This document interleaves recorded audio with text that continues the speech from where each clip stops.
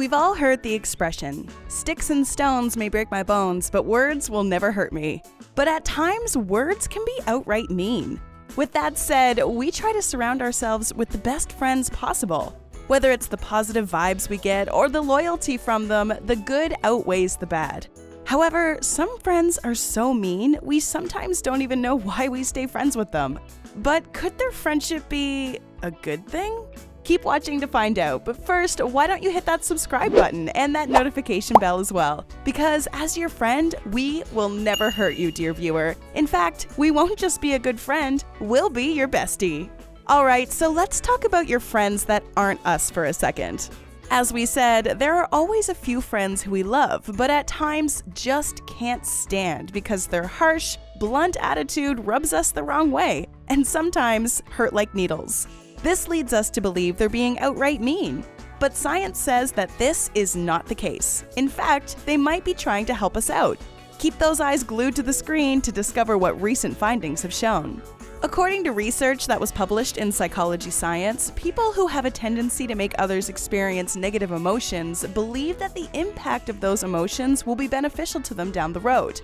The research was conducted at the University of Plymouth by psychological scientist Belén López Pérez and consisted of 140 adult participants. López Pérez explains that in most cases, our close friends will inflict fear into us to help us, even if it does not benefit them at all.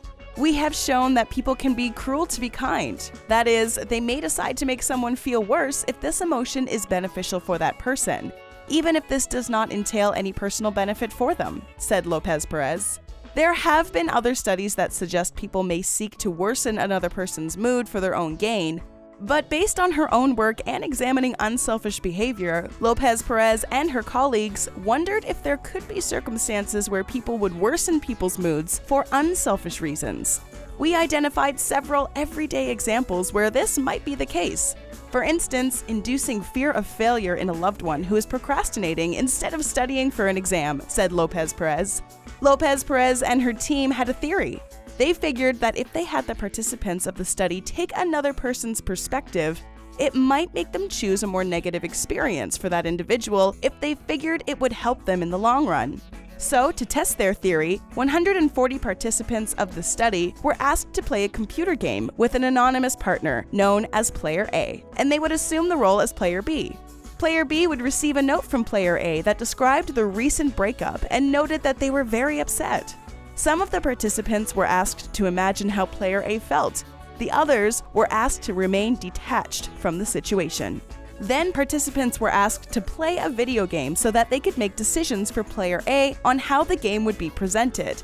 Half the participants were asked to play Soldier of Fortune, a first-person shooter game with an explicit goal of killing as many enemies as possible, confrontation goal. The other half were asked to play Escape Dead Island, a first-person game with the explicit goal of escaping from a room of zombies, avoidance goal.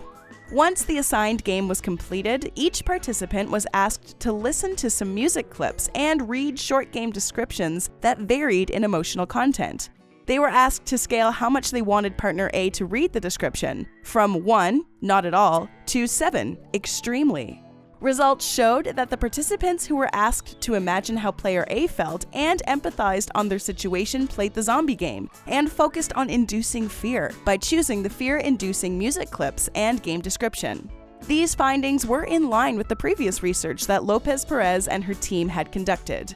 In line with previous research, our results have shown that people hold very specific expectations about the effects that certain emotions may have and about which emotions may be better for achieving different goals. As you can see, your closest friends always have your back, even when it doesn't seem or feel like they do based on their actions.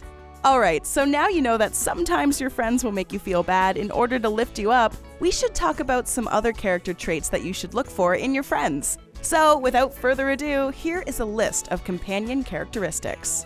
Companion characteristic number 1. They should be trustworthy.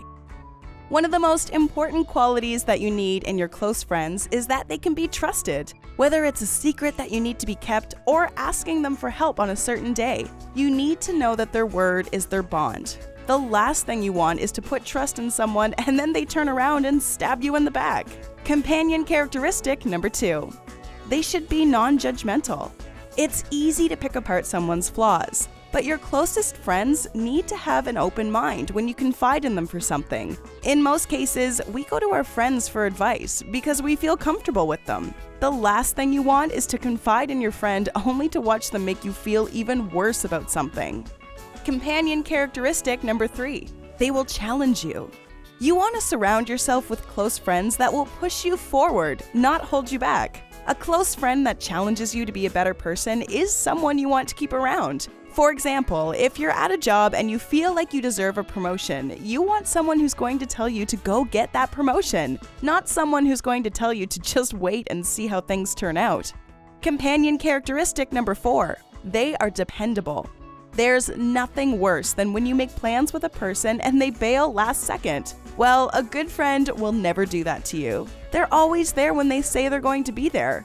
Wow, that's a lot of theirs. And as a bonus, they are always with you when you need them. If you're down, they'll be down. You and this friend of yours have built up a mutual trust between the two of you. A trust so strong that you both know you'll be, not there. That you'll be in the same vicinity as them when the other person needs someone. Companion characteristic number 5. They're fun. When you're having a bad day or you're just alone, you'll want a friend who you know can turn that around. You'll want to find someone that you share common interests with, a person that you can go out with and enjoy the day. Not only that, you'll want someone who you can share inside jokes with, or someone who just knows how to make you smile no matter what. Companion characteristic number 6. They're loyal until the end. There's an old joke about friendship that goes like this. When you're in jail, a good friend will be trying to bail you out. A best friend will be in the cell next to you saying, "Darn, that was fun." That's how loyal a great friend should be. Even though it might not be the best idea for them to do something, they want to do it with you because you look like you're having so much fun. Try not to go overboard though. Companion characteristic number 7. They forgive. You're human. Unless an alien is watching this, in which case, hello from Earth. Because you're human, you're going to make mistakes. Sometimes you might even hurt the people you love unwillingly. A good friend might get mad. They might yell and holler at you, but at the end of the day, they will forgive you. Remember this, depending on the severity of the offense, they might take some time. Give it to them, and when they return, just remind them of how good a friend you really are. Companion characteristic number 8. They're humble.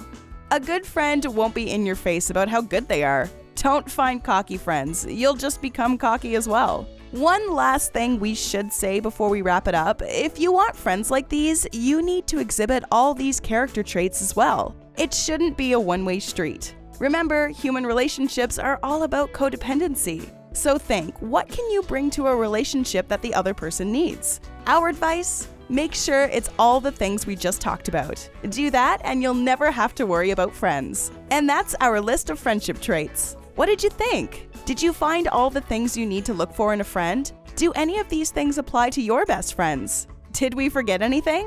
Let us know in the comments section below all your friend-related info. And remember who your bestie is. Well, it's us, obviously. Enjoyed this video? Hit the like button and share with your friends. Also, subscribe to our channel for more videos like this. Thanks for watching.